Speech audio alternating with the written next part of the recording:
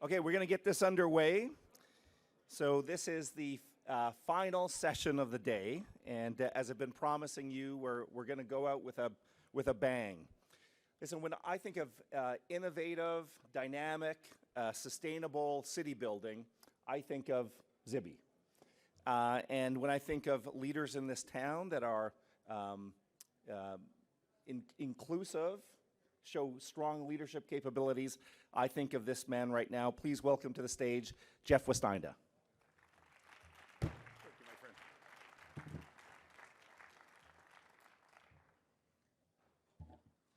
Hello, everybody. Hello, everyone. Can you hear me? There we go. Perfect. Yeah, I'm Jeff Westeinda here on behalf of Zibi. Today I get to stand up here and talk about Zibi, but I should tell you I do a very small part of what happens there. There's a table right in front of me here called the Zibi table. All of these people every morning get up, decide what color cape and tights they're going to wear to work, and come build Zibi. It is not for the faint of heart. So happy to share a little bit about what we've been doing and what we've been up to. We had the pleasure of being here last year as well. So this is just a bit of an update about Zibi. By the numbers, it's really simple. I won't bother reading the numbers. Here's the facts. We sit in la belle province de Québec, dans la ville de Gatineau, and Ottawa. So we get to deal with two provinces, two cities, and then the federal government has a bit of an overlay as well. So from a planning point of view, a very, very tricky project to get done. But that doesn't even talk about what we're doing at Zibi. Our goal at Zibi is really simple. If you choose to live, work, or come to play at Zibi, by the nature of what we've done there, you will be a healthier individual, you will be a happier individual. And one of the things we're the most proudest of is that you will have a much lighter impact on the planet by living at Zibi. And I'll talk a little bit about how we do some of those things. Zibi, we've got a series of districts. If you haven't been there, now is a really good time to get down. The Rivière Outaouais, the Ottawa River, is in spring freshet. It is magnificent. And when I grew up in Ottawa, those islands and the waterfront of Gatineau were fenced off, locked off industrial sites. Thanks to the team here, they are now publicly accessible, lots of public parks that I'll talk about in a second. But now is the time you want to get down there. It is truly magnificent to see the river in all its beauty. As I mentioned before, we are a zero carbon community. Now, this says carbon neutral. What I want to make clear, because carbon, there's a lot of talk about carbon and how carbon works, and we're going to be carbon neutral in 2050, some people, like say our federal government might say. We are zero carbon today. We do have a temporary plant. We do have a temporary plant that burns just a wee bit of gas from time to time until our friends at PSPC get the bridge connection done, the Chaudière Bridge that has some of our pipes on it. But the minute they do that, our central plant, which takes heating from waste industrial heat from Kruger Energy down the river and uses the Ottawa River for cooling, produces all of the heating and cooling for our community. No gas. We don't burn anything. It is incredible that this team was able to do that, and congratulations to Brad and the team that made that happen.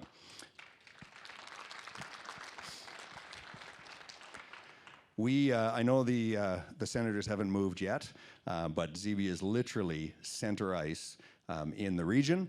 This is where, when the first Europeans, or actually Americans, showed up and said, where in the region do you want to set up shop? It was on these lands. And the reason is really simple. Some of the best land, or actually it is the best land in the region. So we're very grateful that if you go, Guy was talking about the topping off we had at a recent building. I was talking to Gary, who was there the other day, and he said, I've been a structural engineer for a lot of years, been to a lot of topping offs, and I have never seen a view like that. You literally look 360 degrees around you at views of the Ottawa River, the Gatineau Hills, and every national monument we have in Canada. You see from our site. It is truly incredible. one of the things that we believe is that human beings are social beings. Lots of people talk about remote work and are we going to remote work forever, et cetera, et cetera. We don't think so, and we've got confidence in that fact. We are now the home of, well, assuming everybody settles their differences on Parliament Hill with the strike, we're the home of the National Science, Engineering and Research Council and the Social Sciences Humanity Research Council. They have a new building on site. We do know their productivity is going to go down a little bit because their front window is the zip line. So if you see people zipping from Ontario to Quebec, you might see a bunch of civil service looking out the window at your face. But this is a new building we just brought online. We're really proud again of the fact that we've got WeWork, I didn't say that. Uh-oh. We've got spaces. I didn't say that other thing. We've got spaces in here, co-working, and this is one of the oldest buildings in the region, an old industrial site that we've recommissioned. This building, we're just in the process of finishing. Brad, we finish this later this year. So we'll have new office tenants moving in to what currently is called Block 207. But again, you can see the corner of it. We preserved an old piece of the mill and transformed this into a world-class office building. Oh, another shot of that. In behind you see 206, which again will be getting a much better name than 206 very shortly. That's the building we just finished the topping off for. If you're looking for an apartment in this city, it is exceptional. I do have a biased opinion, obviously, but truly exceptional. And then this is the home of the National Sciences and Engineering Research Council, et cetera, et cetera. Zip line right out front. Sorry. I'm going to go quickly. This is something we're really proud of. One of the commitments we made to the community when we started planning this is we were going to reopen the Ottawa riverfront to the public. And so we've finished, see, I got a pointer. Can I point? Oh, there we go. So this park right on the very tip of the island is complete. Our neighbors, Hydro Ottawa, just finished this park about 3 or 4 years ago. If you want to see, again, as I say, beautiful views of the Ottawa River, you can head down there. The bike paths are all linked up now to get on, thanks to the NCC. Great way to see the river. And I think I've got some shots. Yeah, so these are some of the public access points to the river. This one's not quite finished yet, but will be very shortly, and has a public plaza that you can see here that exists, a set of stairs that bring you down to the Ottawa River, and then the park right adjacent to it is, yeah. So this is a shot of that. Is coming shortly, and this is a park that is completed, and again you can get out and see it. Highly recommend getting down there to do that. This one is a really neat park, Tassassani, which means smooth rock in Algonquin. So this is a park that we know the Ottawa River. Here's an interesting stat. So prior to the dams being put upstream on the Ottawa River, the average fluctuation of the Ottawa River behind Parliament Hill, which is quite a broad stretch of river, every year was 28 feet. So it tells you the power of the Ottawa River catchment area. So this is a park that we know will flood in spring. So it's designed to be flood proof. And that's something about our entire community. WSP was talking about how do you future-proof communities. So obviously we're zero carbon. We're built above the 1,000-year flood levels, et cetera, et cetera. We really took a lot of that into consideration when we started thinking about ZB. Oops, how do I go back? One of the things we love to do is to animate the nation's capital. And that's one of the things we're going to be talking about on this panel. So we've been very fortunate to attract the Cirque du Soleil every second year. And then we have a ton of other festivals, Festibiel, beach volleyball, et cetera, coming to downtown Gatineau in Place des Festivals, which is a partnership with the Ville de Gatineau. So we're really happy to be able to bring so many people back into the core for these great events. And of course, the zip line. If you are adventurous, then you should come down and do it. I'm not allowed to tell you how old my mother is, but she was one of the first ones to go across, and you know, she's I think almost the oldest. I think there's one person older than her that's been across it, so it's not that scary if you want to come. So thank you very much. Today, what I get to do that is really fun is introduce impact projects. I like the word impact because they leave a mark on our city. And we're fortunate to have a couple people come up. I'm going to make sure I get their official titles right, but I'm going to translate what they do as well. So I'm going to have a couple of people come up, talk about some projects that are literally going to transform the face of our region. And I'm hoping that lots of people have lots of questions for this gang, because it's rare you get this kind of talent in one place.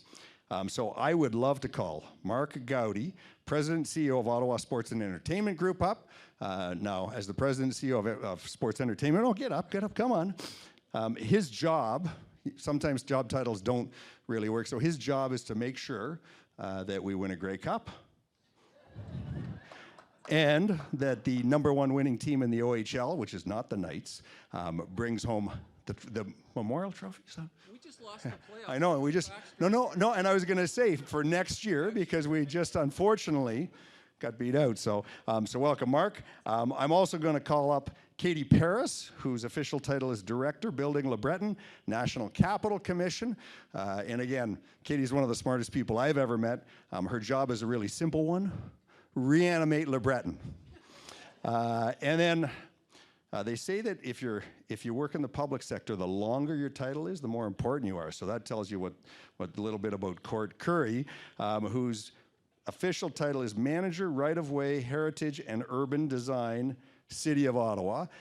But Court is responsible for bringing life back to the Byward Market. And I have a rule that if you haven't heard a rumor by noon, you're supposed to start one, and I haven't heard one yet. So I actually think that Court Curry is going to put his name forward for the Nightmare. Is this true? And for those of you that might have been hiding under a rock, I want to make sure you didn't hear me say nightmare. It's nightmare. So the mayor at night of the City of Ottawa. So that's what I heard anyways. Is that true? So grab a seat. And Mark, I believe you are on deck first to wow us with your... oh, sorry, that's not true. Katie, I see LeBreton on the screen. So you're away. Yeah, sure. Clicker is here. Okay, great. Thank you so much for the opportunity to be here to present the project. It is great to be here with people who are as passionate about city building as I am, and who are also embracing the challenge of making it happen. And I see that all through this room. I have been lifted up by the speakers today: Sue Ling, Catherine, Dr. Vera, Katie, Cindy, Sonia, so many great speakers, and also some of you fellas too. They were also great. And by the way, thank you very much for improving the gender balance of the panels by, giving these fellas a nice chance to speak, right? Come on, give it up. So today the topic is innovative infrastructure, which I think we can all agree we need to think of in all of the senses, whether it's social infrastructure, transportation and mobility infrastructure, civic, civil, energy, green, natural infrastructure. We are thinking about all of these, and they're all foundations of success for the Building LeBreton project, and I'll break that down a little bit. Having the same, there we go. Okay, so just a quick tour through where we've been with the project and where we're going. Launched in March 2019, the Building LeBreton project aims to define and implement a renewed vision for a place of national and local pride at LeBreton Flats. So we created a bold but realistic vision to develop this area in a phased mixed-use development and ambitious parks and public realm. When we launched the Building LeBreton project, it was with a renewed focus on public engagement.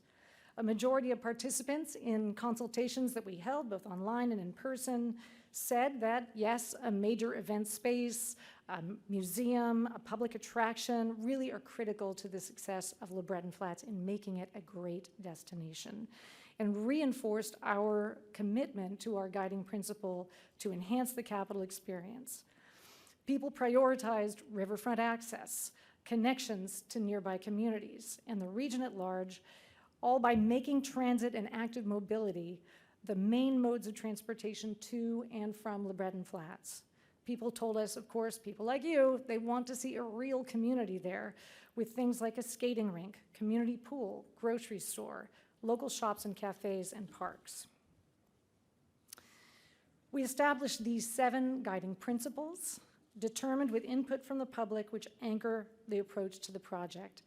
The principles underlie all aspects of the Building LeBreton project, from public engagement to design to implementation.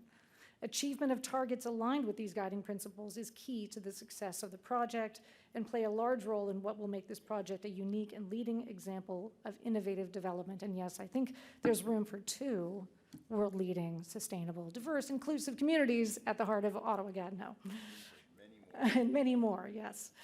We developed targets associated with each of the project guiding principles, which will ensure that all developers are partners in bringing the vision of a diverse, equitable, safe, sustainable, and beautiful community to life.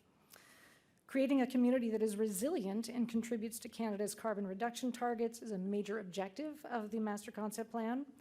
The commitment to zero carbon buildings will ensure that LeBreton Flats will become one of the most sustainable communities in the country.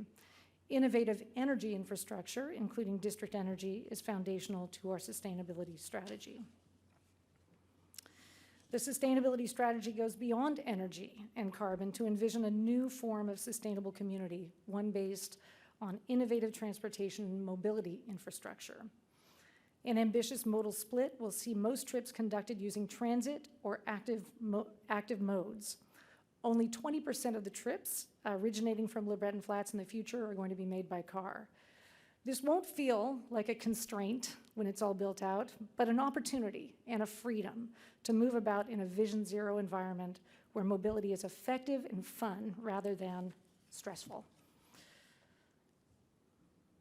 When it comes to building community, we are targeting 25% of the total number of housing units to be affordable, a foundation for strong social infrastructure. In each phase, a minimum of 5% must be affordable so that the diversity of housing options can be mixed throughout the community. We're also focused on ensuring livability by creating a target for larger family-sized units within LeBreton Flats and working with developers that these not be located on the top floors, because those are called penthouses. They don't count. Our first phase exemplifies this ambition with family-sized units located on the lower terraced floors of the building within the affordable housing component of the project. The targets will be brought to life through the LeBreton Flats Master Concept Plan, which you see here, which was approved by our Board of Directors last year, or in April, actually 2 years ago, 2021. This plan, which is available on our website, outlines the structure of the community, locations for different uses, as well as urban design policies and the parks and public realm spaces that we all want to see, the green infrastructure. The plan also contains a mandate and a commitment to create partnerships and benefits with the Algonquin Nation, with whom we continue to come together and build that partnership and relationship. Here you can see the proposed parcels and sequence of development. Red, that's the early phase, 3 projects, 3 phases. We're already in the middle of all 3 of those phases. The next parcels are in purple, intended for the second decade of the project, and the teal are opportunity sites that could come sooner or later depending upon market demand. I think we're going to greatly beat the 3-decade schedule that we've shown. The public benefits of the project also extend to significant positive economic impact. Broadly, for every $1 of investment spent on developing LeBreton Flats, $3.50 in economic impact will ripple through the Canadian economy. So we're pretty enthusiastic about the positive economic impact that this project will have, whether through new jobs, DCs to the city, as well as property taxes and federal tax collections. Our first phase, which we refer to as the library parcel, because of its proximity to the new City Federal Library nearby, is already underway. The successful developer who bought this site, Dream LeBreton, expects to start construction later this year. The project will include 2 towers with more than 600 residential units, of which 41% will be affordable. The buildings will be heated and cooled using a first in Ottawa sustainable energy system that uses wastewater from the Ottawa City Sewer for heat exchange, recently approved by the city as a first step, hopefully towards many such wastewater energy transfer systems located elsewhere in town. And I'd just like to say that this first phase project is really based on great partnerships all the way around, from CMHC, the Federal Lands Initiative program, Multi-Faith Housing Initiative, which is deeply involved, or is going to be the owner of half the affordable units at the site, the City of Ottawa contributing to the affordability vision as well as the sustainability vision, and of course, folks from ZB Community Utility, who are going to be, Scott DeMarc and his group is going to be leading the implementation of that wet well system. We're in the process of securing a developer for our next development opportunity in the Flats District, which will enable the development of over 800,000 square feet of residential and commercial space in the area near Wellington Street across from the Canadian War Museum. We're aiming to enter into a lease for this development site by the end of this year. The focus here is going to be creating a residential community with a feeling of place through innovation, narrow rights of way, active uses at the ground floor, and a variety of architecture, a word we haven't heard a lot today, but we really want to make sure that the design reflect the location, the great location that we've got, and that we see innovation and variety in that architecture. This should not look like a campus when we're done. And of course, we have an agreement in place to work towards a lease for an NHL arena and a major event center in the Albert District at LeBreton Flats. Call this innovative hockey infrastructure. For sure, it's going to be great civic infrastructure. Last year, we signed a memorandum of understanding with Capital Sports Development, led by the Ottawa Senators, to pursue this project, which represents a transformational opportunity to bring the region's largest entertainment venue into the urban core of the capital. As you are all aware, the team is being sold, and the NCC is engaged in that process to bring clarity and align our visions for the area with potential future owners. And with that, I will close my comments and look forward to the discussion with a great panel to come. Thanks.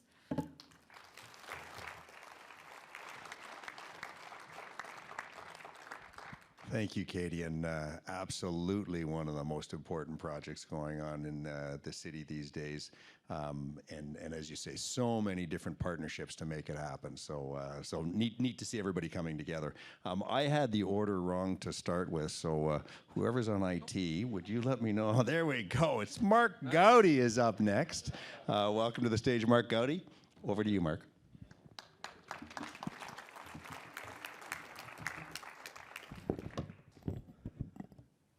At the risk of Aaron Benjamin making fun of me, I'm going to speak with notes. I don't have the gifts like Jeff does here to be able to speak without those. So when I was asked to speak today, I initially declined. I promised the group last year that we'd be much farther ahead than we are right now, and I didn't want to be ridiculed and held accountable by this group. But Su Ling reassured me that people really didn't listen to me last year and won't remember anything I said, so I'm good to go. Very happy to be here today to remind you about Lansdowne 2.0 and to give you an update as to where we are. I think you likely know, but the Ottawa Sports and Entertainment Group is a proud partner with the City of Ottawa in the redevelopment and the management of Lansdowne. Since we reopened Lansdowne together in 2014, Lansdowne has recaptured its position as Ottawa's gathering place and the hub of sports and entertainment in our region. What attracted a couple of 100,000 people back before 2014 has now grown to over 4 million visitors annually coming to see our Red Blacks, our 67s, who sadly lost out of the playoffs last night, but did set a franchise, 55-year franchise record for points this year. Atletico Ottawa Soccer, the Ottawa Blackjacks basketball, as well as many other cultural and music events and international sports championships, including the awesome Men's World Curling Championship that happened in April and attracted over 80,000 visitors, a lot of them tourists. And hopefully, things like the World Junior Hockey Championship in 20 short months, if the very secret bid that we will be submitting with our friends at the Ottawa Senators and Ottawa Tourism this week is successful. We introduced Ottawa's first Christmas market back in 2019. We've produced over 1,200 other concerts, festivals, and super fun events in our 9 short years. And we have many neighborhood, regional, tourist guests visiting us to eat or shop or come to our farmers market or attend our other programmed events that we host. We try to be hospitality first. I think we've done a really good job, but it's not perfect. For instance, we will, and you didn't bring this up, Jeff, we will fix the Ottawa Red Blacks this season and return to winning football games at TD Place and get back into the playoffs. Thank you. That might have been promised last year, but that from Saskatchewan breaking our quarterback's leg had a big impact on that. You should know, though, that the party on game days never went away. The winning might have went away for a little bit, but the party continues on at TD Place. Buy your season tickets, support your local team. Second, the Centennial 1967 Civic Center complex, which includes the arena and the North Stadium stands, needs to be replaced. And third, we always should have had more residential at Lansdowne. Our beloved old Civic Center has reached the end of its useful life. Our fancy engineers call that functional obsolescence. You might have experienced functional obsolescence firsthand if you had to pee in one of the 65 porta potties that we truck in for Red Blacks games. Trucking those suckers in is easier than trucking them out. Way harder and way grosser. Or you've experienced functional obsolescence if you've experienced some of the rain that falls within TD Place, inside the arena at TD Place from time to time. A world-class site like Lansdowne, on the banks of the UNESCO World Heritage Rideau Canal, in the capital of Canada, should be capable of providing better facilities to our region, to our guests, and to our guests visiting this city. Shows and events are passing Ottawa by because they have technical or logistical requirements that our 55-year-old facilities simply can't handle, and this will only get worse. So, Lansdowne 2.0 started over 3 years ago, the day after I think I was here last, with an approval in principle from the City of Ottawa on the proposal that we were asked to submit. That proposal included a 5,500 seat and 6,500 capacity standalone event center, which includes the arena, a 11,200 seat with 12,000 plus total capacity North Stadium stands that will more resemble what you see on the south side of our stadium right now. New retail space, and because the North Stadium stands are much more upright than our current old grandstand, it creates space behind them where we'll be able to put new retail space that abuts the arena. And that retail podium will become the base for 1,200 residential mixed rental and condominium units in 3 buildings, in which it will include 1,200 social housing units. Lansdowne 2.0 will happen in 3 phases, as it's critical that everything that currently happens at Lansdowne carries on as is. The phases would span 7+ years and include, first, the building of the new event center. When the arena business can be moved into that event center, phase 2 would include the demolition of the old Civic Center and demolition and rebuild of the north side stadium stands and retail podium. Phase 3 would be the residential units themselves. As we have proposed it, Lansdowne 2.0 is designed to have its entire $330 million project cost funded by Lansdowne-generated revenues, including air rights and a portion of property taxes associated with the residential and new retail space, and from ticket fees and direct cash distributions from our partnership to the City of Ottawa. So, from a business perspective, why is this important to Ottawa? OSEG and Lansdowne have already become important economic drivers for our region. Our site generates between $300 and $500 million in economic impact annually and employs 4,000 people on a full and part-time basis. This project, including the residential component, will generate close to $1 billion in economic impact and create over 2,700 jobs. And when finished, Lansdowne will permanently employ an additional 600 people on top of the 4,000 people that already work here. Tourism is important to the Ottawa economy with 11 million visitors annually and $3 billion in economic impact. And sports tourism, including what we do, is a vital and growing part of Ottawa's economic bucket. I've also been asked if Ottawa really needs a second arena given what's happening at Lansdowne. And I think the answer, as Ottawa Tourism and as our friends at the Board of Trade know, is absolutely. A growing capital city with 1.5 million people absolutely needs a mid-sized venue. The city-owned facility that is being replaced has always been the heartbeat of Lansdowne. It hosts over 120 events annually, and Ottawa will be at risk of losing many events like the Men's World Curling Championships, hopefully things like the Junior World Championships that are coming, and mid-sized music, comedy, and cultural shows that are too small for the CTC, but too big for the NAC. As a city, we already get bypassed by too many things without a mid-sized venue that will accelerate. And that would be bad as we try to attract and retain talent in our city, and that would be bad as we look for economic development to fund a whole bunch of other social challenges in our city. And if you haven't already, here's where you completely lose confidence in me. I told you last year that we had a couple of things left, work things to do with the city on this project.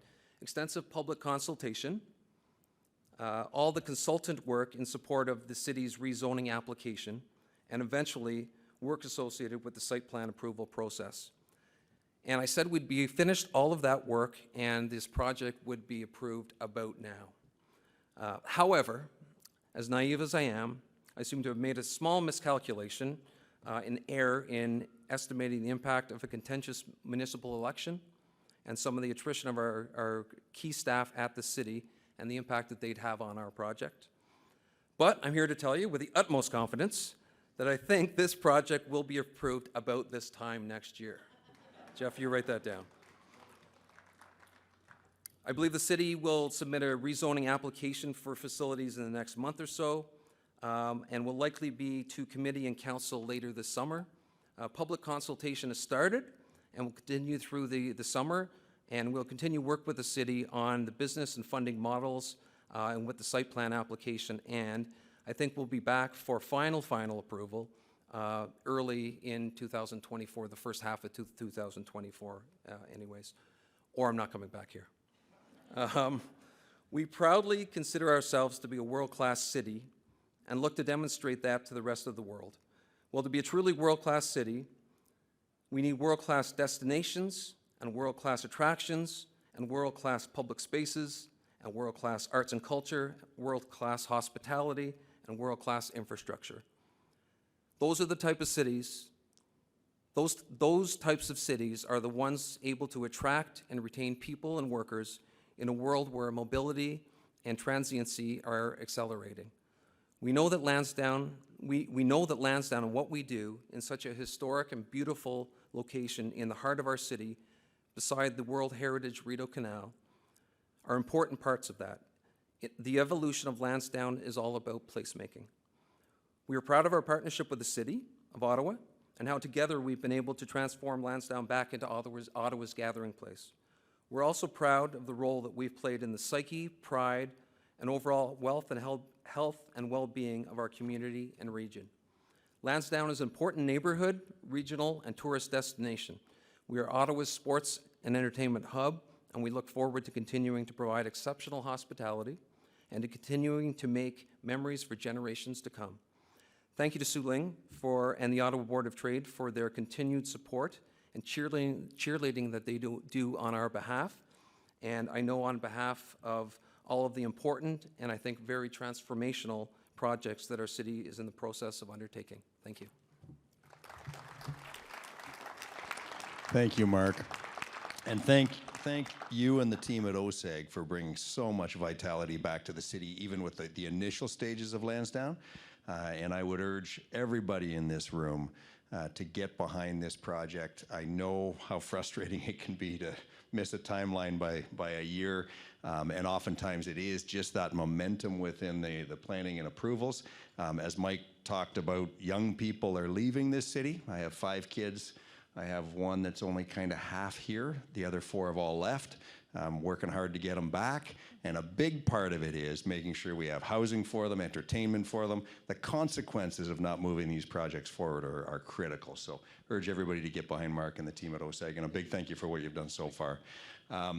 Our next speaker, Court Curry, has one of the easiest jobs in Ottawa. Anyone that's been to the Byward Market knows it is a vibrant, bustling, vital place, and all he has to do is make it a bit more. So, no, over to you, Court. A really important project for our city. Great. Well, thank you so much, Jeff. And you gave me so many openings earlier with the nightmare joke there, but I think there's some of Mayor Sutcliffe's staff still in this room, so at the risk of being a bit career limiting, I don't think I'll go there with the nightmare left over from the Watson era joke playbook. But thank you so much for having me. To Suling, to Michael, to the Board of Trade, really pleased to be here. And this City Building Summit really is a great addition to our landscape about the dialogue of Ottawa's future. So hats off to you for doing this. I was last here in 2021 while we were virtual to talk about the Byward Market Public Realm Plan. In fact, it was the same slide here. So Mark and I are going to have a little bit of the same theme in our conversation. Byward Market Public Realm Plan, as a recap, is a $130 million investment plan that City Council approved back in January 2021. It involves 10 hectares of publicly owned land in a neighborhood that we refer to as Byward Market, which is about 19 hectares.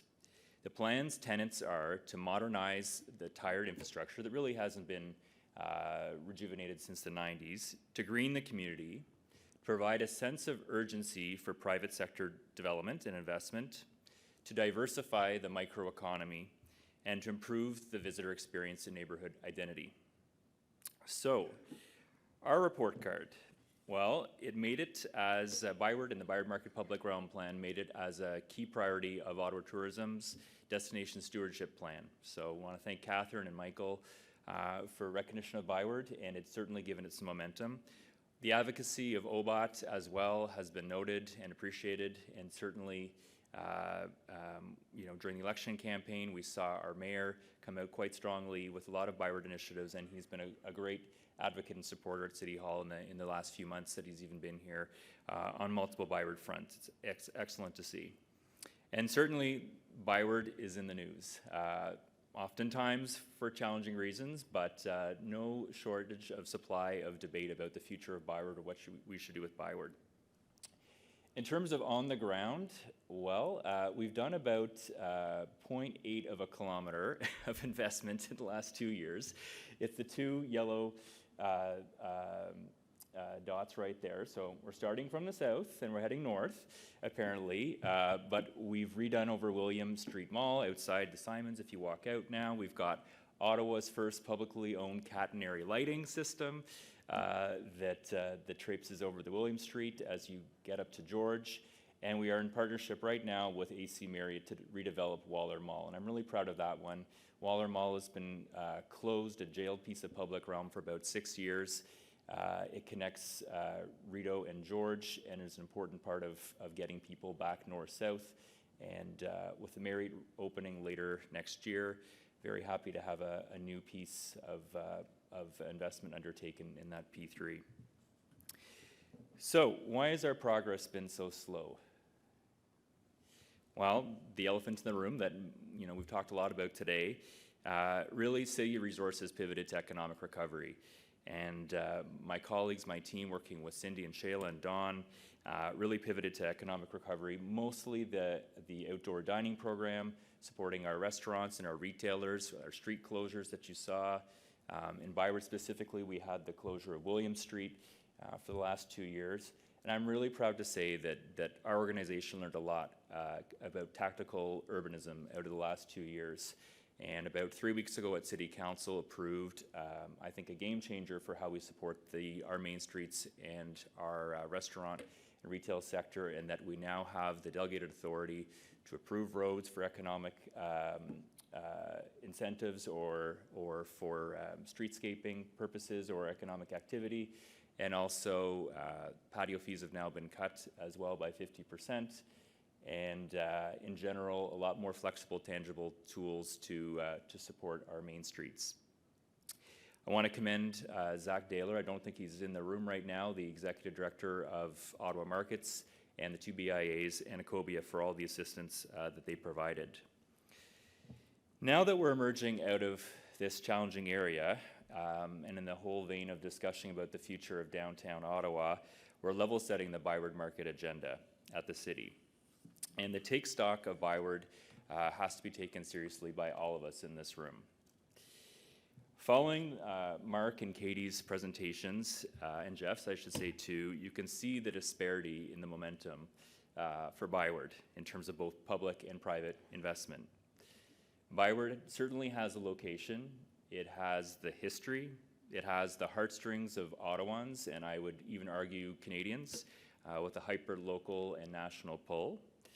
We know that it pulls in about 40 to 50,000 people on a good July weekend in terms of visitors. That translates into significant room stays, supplementing the turnstiles of our cultural institutions and tying together the town and the crown of Ottawa. But Byward also has glaring indicators of a community out of balance. A clash where some of our city's most privileged commingle with some of our city's most marginalized. With Lansdowne and LeBreton rising to meet the frontier of expectations for leisure and a sense of place, Byward needs its sense of urgency. So, some good news.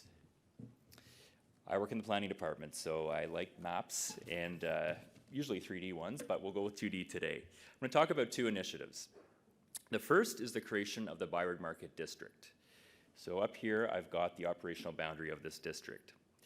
Last year, through the approval of our official plan, Council approved the moniker of Byward Market as a special economic district. I know Shayla spoke about that earlier today, and Cindy as well.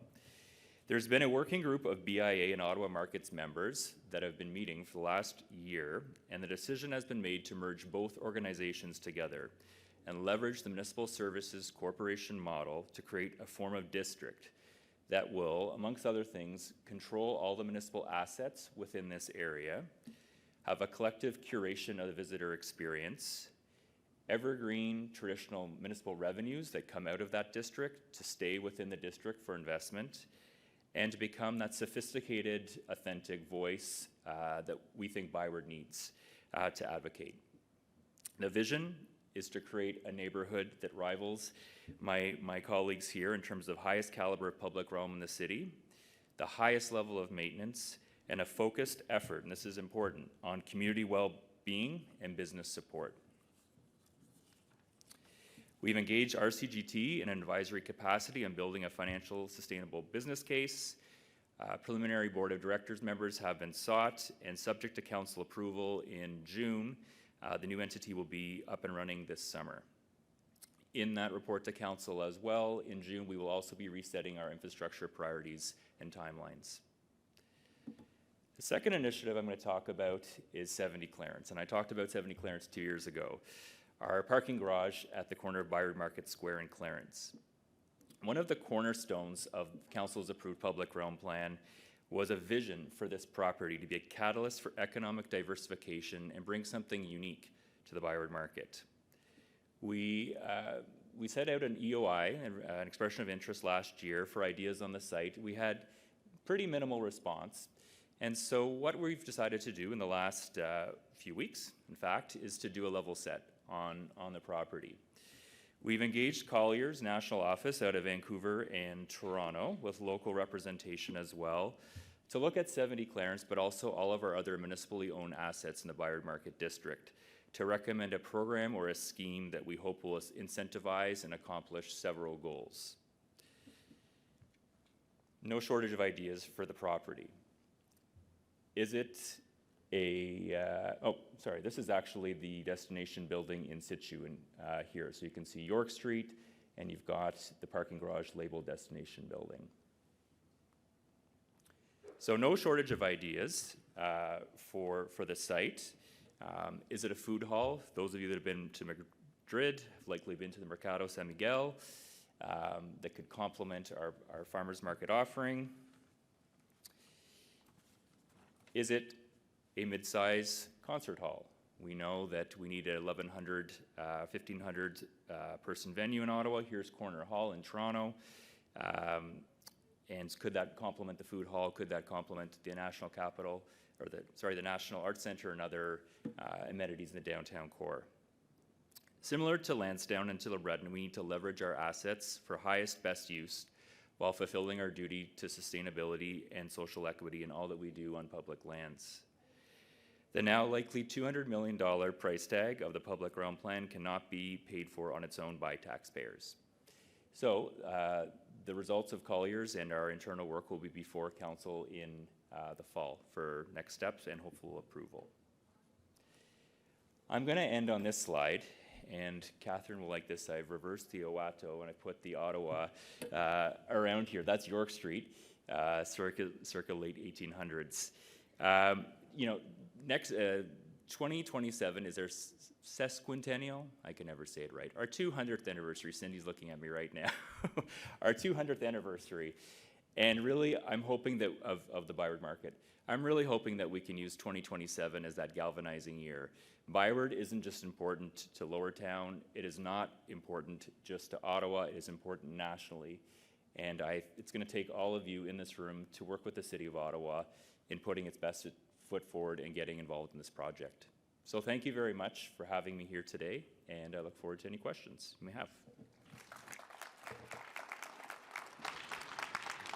Thank you, Court. And yeah, the Byward Market is the heart of Ottawa's food and beverage district, and it definitely can use the focus of you and your team and all of us in this room to help that come to fruition. So this is my favorite part. I'm checking my watch here. We get 25 minutes with some of Ottawa's best city builders to ask any questions, and I have a list of questions that have been sent in to me if nobody in the room wants to ask a question. But I do want to open it up to the floor. First, while we're doing that, I am going to ask everybody a rapid fire question. Actually, and I think there's microphones in both corners, am I right? I noticed earlier that the microphone runners were getting good exercise running around, so give them a second to get to you. But while that happens, a question for each of you, rapid fire. What is the one thing that you think the business community can do to assist you with the project you're trying to advance? I'll start with Mark. Advocacy.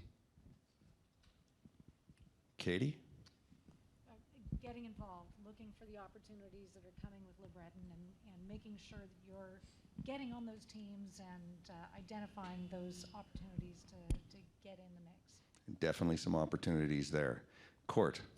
I would say it's recruitment of board members for the new Byward Market District Authority, finding those citywide voices of different walks of life to represent that diversity of experience and up the game in terms of level of governance for the district. Well, and that's something that, yeah, we can throw to this room for sure. Everybody knows what the power of an idea is, what the power of a community leader is, so definitely reach out to Court. I know you've been engaged with me and some of my colleagues for some of those names, and you're passionate about that, so that's great to see. Any questions in the room? One over here. Here for Mark, and just to start, I wanted to say I've been super impressed with all the events at Lansdowne since it's been revamped, and all the effort you guys have put into the community events and the festivals. I had one question. So on the Lansdowne 2.0, you mentioned, you know, bringing in big things like the curling. What do you say to the people that are worried about the reduction in seating capacity with the new design? Yeah, I think, you know, we've sweat over kind of what the right number of people would have. And I assume you're talking about the event center, not the stadium, right? The event center? Yeah, that's correct. We've kind of tried to figure out, you know, what the right number of seats to do the stuff that we do is. Once upon a time, the Civic Center was the only game in town, right? So 10,000 seats is kind of what the city needed and served us well for a whole bunch of years. Now when we've got the CTC, and, you know, whatever happens with LeBreton eventually here over time, we kind of got a nice mix. I think we've got the NAC that can do things in the 1,000, 2,000 kind of seat attendance level. We kind of come in at the 2,500 to what will be 6,500 seat range for concerts and different family shows and what we do. CTC and LeBreton would pick up 6,500 to 18, 19, 20,000, and then we're back outside again at TD Place in the stadium there. So I think that's a nice complement of things for the city to have. I 1,000% agree. I think the city is missing a smaller sized 1,500, 2,000 seat music hall. I think that's really important. If we want to become a music city, that's really critical. We've got early thoughts on what that might look like at Lansdowne as well as part of this new development. I think Court's got similar ones downtown. So I think that, between one of those, I think we'll be really well served. So yeah, I think that we fit in. We tried to fit in with, what the city is going to look like for the next, 30, 40 years. Thank you. Any other questions before I jump in with another one of mine? Oh, here we go. Mr. Duchamp. Ça va bien? Très bien, merci. I have a question. I think that's going to do a bridge with your first comment related to the rumors that every day we should have a rumor. And it goes back to Katie, Paris, when you, maybe I misheard, but I would like you to just confirm. When you were talking about the Ottawa Senator, did you say has been or is being sold? Has been or is being sold? Let's put to rest any rumors here. No, there's a process to sell the team. That has not been completed yet. There's a lot of difference, because I've misheard, but at the table, some have heard has been sold. So it's different than is being sold. No, I did not start any rumors today. I did not do that. No. Everybody, you heard it here first. Katie Paris said that the Sens have been sold. That's what I heard. That's what I heard. No, just joking. Just You're joking. getting me in trouble. Over here. Thank you. So my question's for Katie. I'm Steve from the Hotel Association. Katie, you referenced a couple of times affordable housing as part of LeBreton Flats, and we're all really excited about this project. You know. So this morning, Katie Burkholder-Harris alluded to affordable housing being about 30% of somebody's income. Can you define a little bit more what your vision of affordable housing would be at something along the lines at LeBreton Flats, please? Thank you. So in our master concept plan, we included in the affordability, in the strategies, some of the targets for affordable housing. And so, yeah, the overall target is 25% of the units. And we do want to have a diversity of affordability within that, right? So even within the library parcel, the DREAM strategy with multi-faith housing initiative is for that the MHI units are at around 60% of that average market rent, and 80% of average market rent are the DREAM units. So there's going to be two levels of affordability within that project, and really the income of the resident is the key thing when it comes to affordability. So it's the intake where they are going to be qualified for these units, where you'll get the income definition being brought to bear. And I am not going to be able to tell you that with any kind of accuracy, but it's really MHI that's going to be doing the intake for those units, assuring that the people within the unit are the ones that are the neediest for the unit. And I believe that they use the city's list for that intake. They're also going to use other lists to ensure the equity deserving groups are served within the MHI units, and that's veterans, women with children, Indigenous people, and seniors. So there's going to be a variety of people within those units. Yeah, and just a clarification on a couple of things there. MHI Multi-Faith Housing, one of the most credible affordable housing providers in our region, and DREAM, when she talks about DREAM units, DREAM Unlimited, who's our development partner at ZB as well, has a tremendous amount of experience in building and is doing the first phase of LeBreton Flats as well. questions? Yes. So I have a very simple question to all the developers that we're looking at right now, that we've been focused a lot on developing specific areas that have sustainability, carbon net neutrality, and things like that. I just have one curious question about how is the transportation around these sectors, communities, and developments is going to happen in this particular city, because even if you look at the road behind you, it's almost time. You cannot pass. And there are these peak hours and rush hours that happen every day for about 2 hours in the morning and 2 hours in the evening. Every developmental aspect has covered almost everything that we require for a healthy mental and a physical life. But when we talk about developing along stretches, as there were early civilizations that developed across rivers, now there are roads that develop across, there are civilizations that develop across roads. I just want some help understanding the vision for that development of residential, commercial, recreational properties. How are they going to integrate us for the city that I like? And I'll open that up, maybe Katie first. Yeah. Sure, yeah. The LeBreton Flats Master Concept Plan really relies on this idea of active mobility and transit first. So yes, cars are going to be able to access LeBreton Flats with a universal accessibility design mandate, right? So we'll certainly be attentive to people who have mobility needs. But beyond that, we do expect that by building it this way and by making active mobility fun and relaxing and welcoming, people are going to get on their feet, and they're going to get on their bikes and other mobility devices and leave their cars back at home. And we're not ignoring, of course, the reality of rush hours, like you're saying. We're working very closely with the City of Ottawa in creating a strategy around a transportation demand and making sure that we're being responsive to the regional needs, right, with the bridge there and everything. And I know that with Capital Sports, their vision is very much aligned with that, and they are themselves very committed to a vision that minimizes the need for a great deal of the customers to the hockey games and other events to be bringing a car.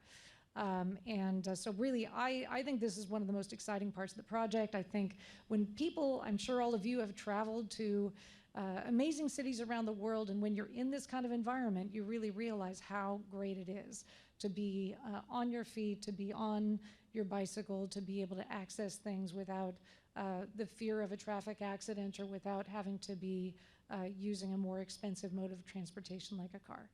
So that's really fundamental to our vision. Thank you all for sharing your visions here today. Thanks, Jeff. And good luck with your projects.